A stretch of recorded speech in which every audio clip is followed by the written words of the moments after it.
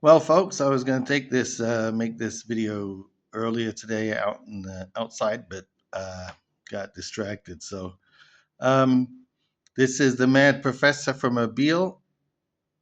Well, not from Mobile, but I'm in Mobile, and here commenting on the ongoing ceasefire, war, God knows what's going on these days. Because, one reason I don't post a lot is, I don't want to, there's plenty of sources of news. There's good sources of news on the web.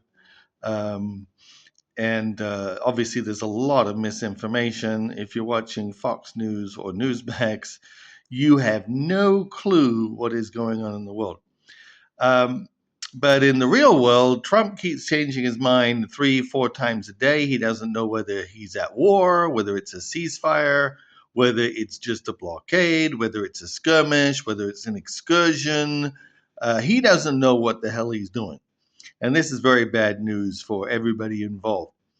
But here in the Middle East, of course, people are nervous. It's hard to make long term plans when you don't know if bombs are going to start falling or airports are going to start being targeted or being shut down just in case. Making my summer plans, who knows what might happen in business involving any kind of trade or exchange or any transportation. You don't know what might happen tomorrow, and maybe some good things happening. I mean, we might be getting some excess products from the Gulf countries that they can't ship out because of the blockade, and in exchange, oil from this area is being pumped uh, as fast as they can because they can send that out through a pipeline versus oil in the rest of Iraq, which usually has priority, can't get out because of the lack of transportation. So anything, these things have mixed results. In the meantime, what can we do? But just wait. The problem is, as many people have noted, we're not dealing with rational actors, at least not in the case of the United States. Donald Trump is anything but a rational actor. Normally, you would say, a rational actor is going to look at the risks, they're going to look at the potential benefits, and they will act accordingly. Here you've got a man who has no conception of risk strategic management, right?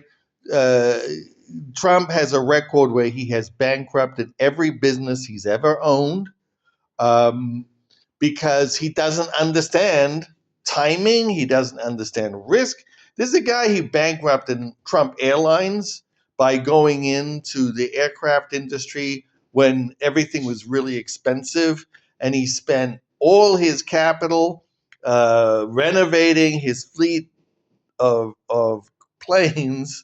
And then he had no capital left. And then when there was a slump, instant bankruptcy. He bankrupted 2 casinos. Now, that's a money, what do you call it? Money laundering scheme, obviously, right? He wasn't running casinos. He bought those casinos. He could pull out cash by the billions or the millions, and run them. He ran them into the ground, as far as most people see. Anyway, so this is a guy has no conception of risk management, right? Um, and now he's running the world, and he thinks, oh, because I got away with it in Venezuela, I can get away with it in Iran. He tried to attack. He thought it would be easy. He thought Iran would surrender. And even now, he's like totally bewildered. It's like, why aren't these guys surrendering? We bombed them. We killed thousands of their citizens. We destroyed billions of worth of materials. Oh, why aren't they? It's like the guy doesn't understand the concept of other people, right? He doesn't under. He thinks everybody is like him and is only going to respond to violence.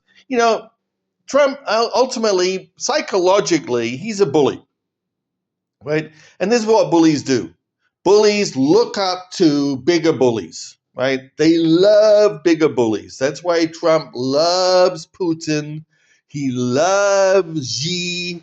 Chairman Xi in China. He loved. I mean, even in his first term, he came back from visiting that guy in North Korea. Um, and oh wow, everybody bows down and wow, he's really respected in his country. Well, no, you idiot. They bow down to him because they fear him, and as soon as they can, they will stab him in the back, which is why he has to keep killing people. That is the dictator. Trump doesn't understand how these regimes work, right? He thinks that if only I could get that. So he looks up to them. He thinks they are like paragons of leadership, right? And then on the other hand, anybody smaller than him, he wants to push them around. It's like, here, look, I can do whatever I want, and you can't stop me. So like Europe, he goes in, he's like, these countries are all small countries. I can push them around. Look at me. Germany, you're not as big as me. And England, you're not as big as me. And I can tell you what to do. And if you don't do what I say, I'm going to pull out my troops. I'm going to destroy it. I'm going to do this. This is what he does. He's a bully. So he thought, Venezuela was a pushover. He thought Iran would be the same. He goes in. This is what happens with bullies. As soon as somebody stands up to them, they back down because they are motivated 100% by their ego. And the one thing their ego cannot stand is being shown up. This is why Trump was so furious about the 2020 election. He couldn't stand the fact that he had lost an election, and even worse, to an old geezer like Joe Biden, right? He couldn't stand that, right? This is why he had to insist. He had to insist not only himself, but everybody around him had to kowtow and tell him, oh no, you were robbed. Oh no, you won the election. Oh great, Donald Trump, everybody loves you. It's just the polls and the evil liberals and the media. They don't love you. So that's what he's done. He's created this illusion, right? The last thing he wants to ever do is get punched in the nose in public, right? So he doesn't care about American troops. He doesn't care about the price of oil. Forget about the price of oil. He doesn't care about anything but being the biggest guy. Right? Or at least the biggest guy in his field, right? Like he doesn't even mind that Putin and Kim Jong-un and that little runt in North Korea are bigger than him because in his mind they're bigger because people like bow down to and scrape to them. So he's like, oh, they must be great people. He doesn't mind them, but he hates it when somebody who professes liberal beliefs and doesn't think that they should be pushed around. He doesn't. Oh, those people, right? So he went into Iran, which is a dictatorship. I mean, it's touch and go. I mean, Trump loves the Iranian regime.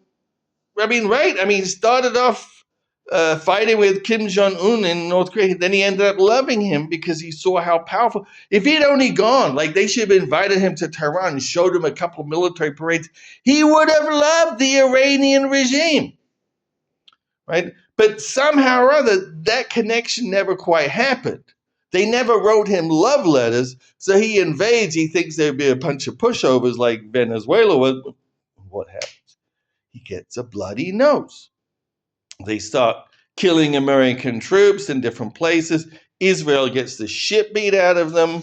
All his allies that he's supposed to be, oh, I'm the big man. I'll protect you. You don't want your nice little Middle Eastern dictatorship / kleptocracy to be overthrown, do you? So what happens? They all end up getting the shit kicked out of them. Donald Trump looks bad. So he's looking for a way out. The last thing he wants to do, right? He's not going to send ships anywhere close to Iran because imagine how bad he will look if one of those ships gets sunk, right? Or it was bad enough an airplane got shot down, right? So here we are. We're in a situation where Trump, frankly, is not scared for his life. He's not scared about losing troops. He's not scared about the price of gas. None of these things matter a whit to him. He's only scared that he will look bad if a ship gets hit or something like that. So, it's all about his ego. And, if there's any rationality you need to apply, that's the only rationale. The old traditional logic of, do we have enough munitions? Do we have this? Do we have that? That doesn't apply to Trump. Now, in terms of the military, they will probably tell him, look, we just wasted half of our munitions on one month action, and this action just showed to the whole world how fragile the American military is, because we don't have any stamina. Iran has more stamina than we have, or at least they can keep up to us, measure by measure. Right? And they can, it's like Vietnam, we can kill 100 Vietnamese to every one American, but they're still going to win because they have whatever you want to call it, right? America, it isn't America weak, but America is really united. Look, in World War II, we defeated two enemies on opposite sides of the world at once. We ended up with a massive military, right? And we almost did it. I wouldn't say single-handedly. Of course, the Russians put in a huge amount. The English and a couple of French people too. But at the end of the day, we were able to step up and defeat two very powerful enemies at the same time when we were initially in a very weak position. So why can't we beat these small countries like Vietnam or like Iran? Because American people are not into it. We cannot win a war when the American people are like, what are we doing there? What are we doing again? That's why we lost all those wars.